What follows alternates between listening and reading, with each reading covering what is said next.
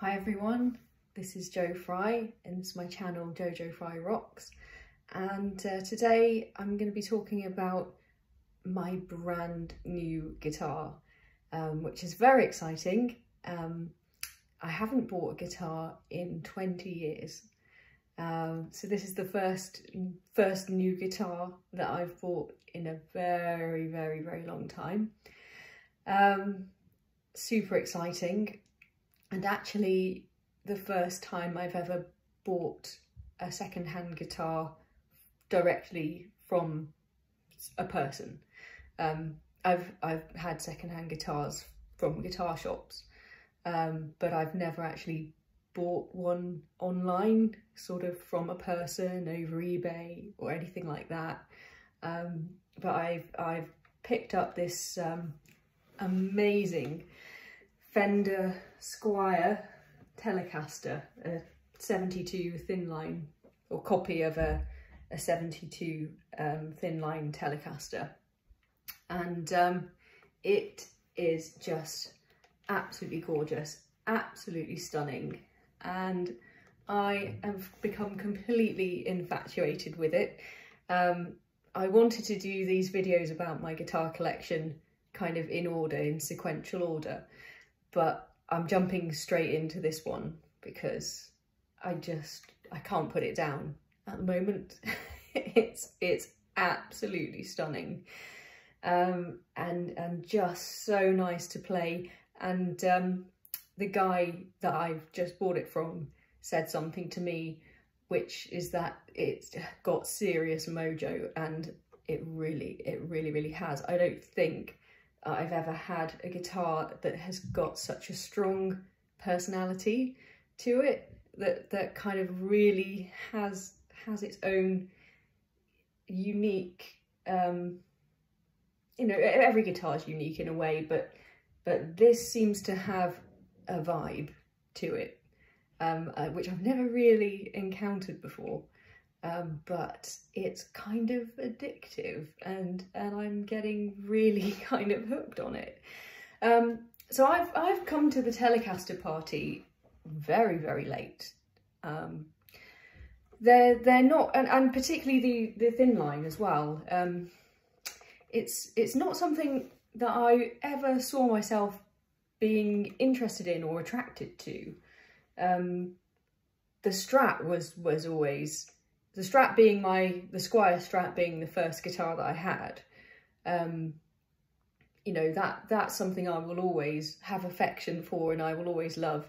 And one day I will hopefully find a 1990s Korean Squier Strat to replace the one that I sold years and years ago and wish I hadn't now. But that's a different story. That's a story for another video. But yeah, the Telecaster, it was just never something that was on my radar. None of the bands that I was ever into really played them, or not that I really knew of anyway. The only person that I got into in my 20s that I can think of that really famously played Telecasters was Jeff Buckley, and of course, you know, he's one of my guitar heroes, but the Telecaster didn't seem to kind of, it just didn't jump out at me as being a really desirable instrument for some reason. So it wasn't until fairly recently, in fact very recently, that I started thinking, oh, you know what, maybe I want to try a Telecaster. And it really wasn't until the beginning of this year when I was watching an episode of Justin Hawkins Rise Again. I was watching one of his podcasts, Justin Hawkins being the lead singer from The Darkness, who has this fantastic YouTube channel, Justin Hawkins Writes Again. And he has a lot of very interesting podcasts and chats with various people from the music industry. And I stumbled across one that featured somebody that I didn't know or hadn't heard of, or didn't think that I knew, or didn't think that I had heard of. This will make sense, I promise. So I thought, oh, this looks kind of interesting, so I put it on. And it was an interview kind of over an hour long with Richie Kotzen, who I ostensibly had never heard of. However, I realised later, once I'd finished listening to the podcast, I realised I did know who he was. I had been a very big fan of Poison when I was young, so, you know, in the sort of late 80s and early 90s, and he'd obviously played with Poison for a couple of years and written two of what for me are the best Poison songs. I know everyone loves Every Rose Has Its Thorn and kind of some of the earlier ones, but for me, Until You Suffer Some Fire and Ice is just like my favourite song of all time. And Stand is another one of my favourite Poison songs, and I believe he wrote actually quite a lot of the songs on Native Tongue, which is Poison's best album. I'd always thought was Poison's best album.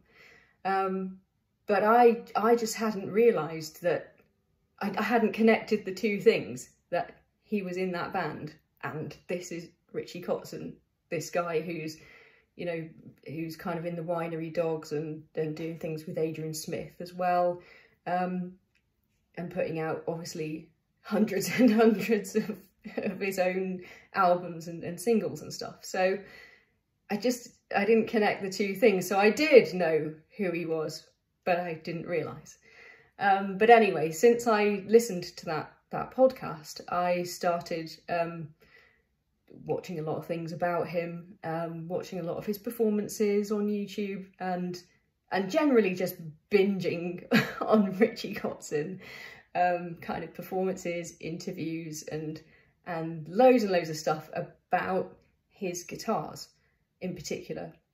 Being a guitar enthusiast, as I obviously am, and which he obviously is as well, I just found this stuff super interesting, and his whole thing, you know, I know he kind of started off with Ibanez, and funnily enough, how geeky is this? I looked him up, and I found, I'll have to show you, I printed this out. I found a picture of him from the Ibanez catalogue, which must have been around kind of 1990-ish, I'm going to say. It must have been around early 90s anyway. And here he is, lovely, lovely picture of Richie there. And on the same page, on the very same page as my Ibanez RG550 there, right at the top of the page. So obviously I was absolutely thrilled to find that. So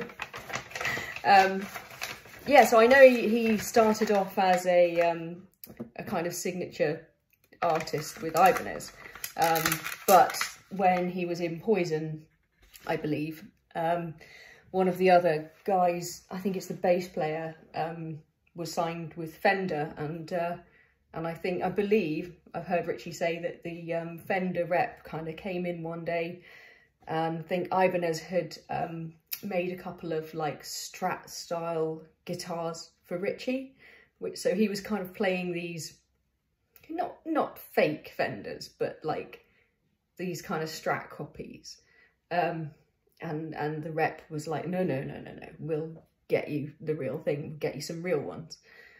So I think he was given maybe a Strat and a Tele or something like that, and that is where he kind of started with Fender, and obviously he then developed his signature model, his very, very famous and fantastic kind of signature model Telecaster, which is on the list, okay? Like, obviously, I'll just say it's on the list.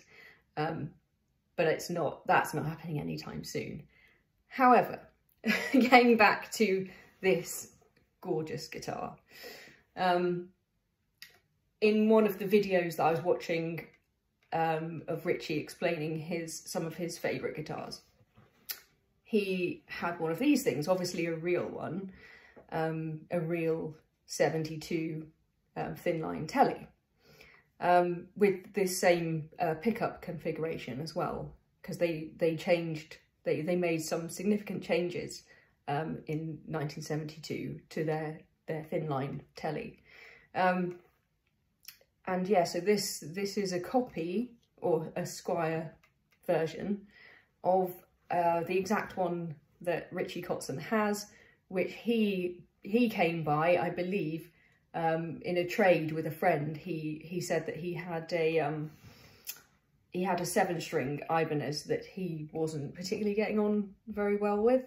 So one of his friends had one of these, and he just traded it. And he said that he's used this, or his Telly, his Thinline, on numerous recordings. So he doesn't tend to use it live. Live, he tends to use his signature Telly, but he uses, whatever's at hand is what he says. But he said that it usually ends up being his Thinline. So as someone who's just recently kind of got into him and his music, while I was browsing, Facebook Marketplace with the intention of getting myself a new amp. And I'll talk about this in another video as well, because the amp that I've had for about the last 20 years is actually an original Spider, Line 6 Spider 210. And now I know you're all gonna unsubscribe. It's okay, like, I understand. But anyway, I was a very early adopter of the digital modelling amps, and I thought this was, the Spider 210, 2x12, 50 watt modelling amp was just the greatest and best thing that I'd ever seen. I think I've said before, I don't know a lot about amps. I know even less about pedals, effects, other than the fact that it just looks very complicated, and I'm not sure any of them really do. The modelling amp to me was just such a good solution, and such a good price as well at the time, and I sort of preferred to spend my money on guitars, frankly. So the thing that you plug them into just didn't seem very important, really. I knew you needed one, obviously, because it doesn't work otherwise.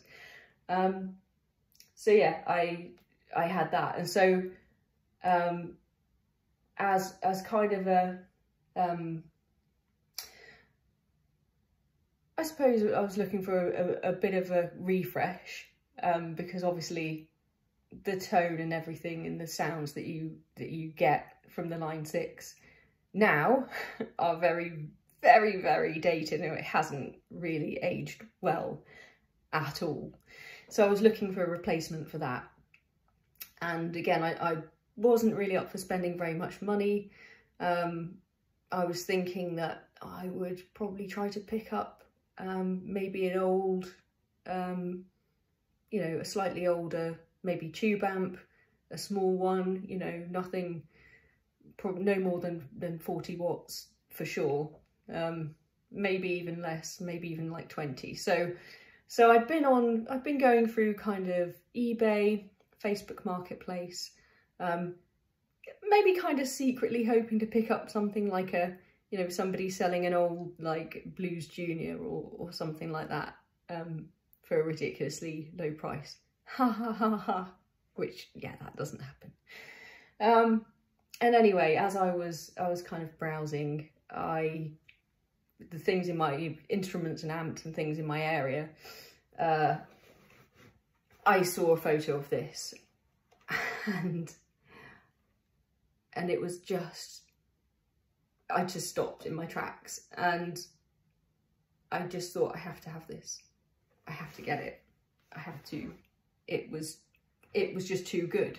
It was too good a deal. It was too good a bargain.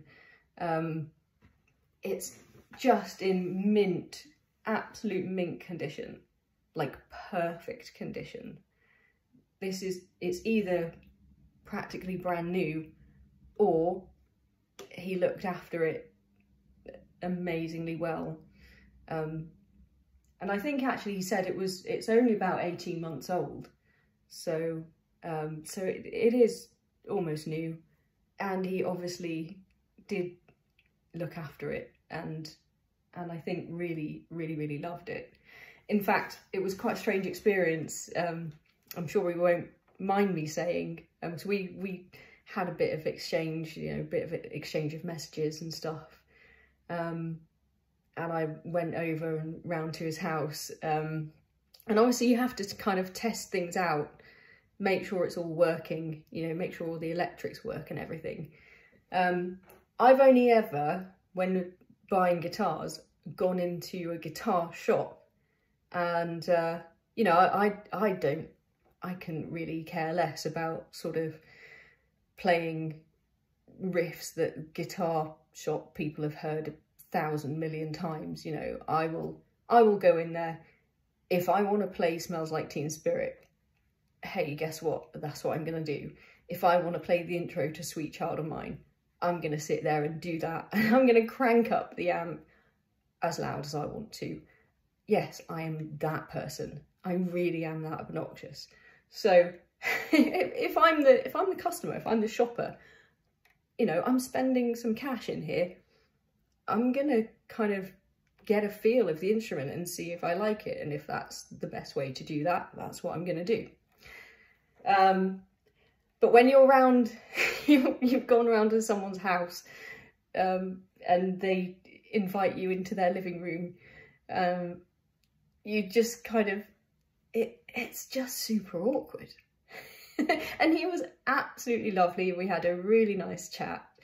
And a part of me just, I felt kind of obviously quite inhibited. I didn't know what to even play, just to test that the guitar was working.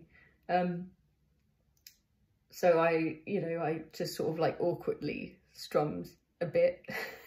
Just, yeah, this is, you know, this is fine. Oh, that's a cool amp. You know, what sort of amp is that? And we just started kind of having a conversation about his really super cool little amp. He had a really tiny little kind of really cool modelling amp. That, you know, he started kind of telling me about that, and we started chatting about, because he also has a Rickenbacker, or had Rickenbackers, and we started kind of having a chat about that. So it was all very nice and very friendly and everything, but I did feel, you know, I felt bad. I felt like I was taking something away from him. And I know that he'd put it up for sale, but I really felt like it was something that he didn't really want to do necessarily. And I still, you know, I still have a twinge of guilt, really. Like, this is now my guitar. I mean, this is definitely my guitar, you know, and I will play it and I will love it. And I will keep it forever. And what I am actually planning to do is I'm going to see Richie Kotzen play in London in the summer, in July.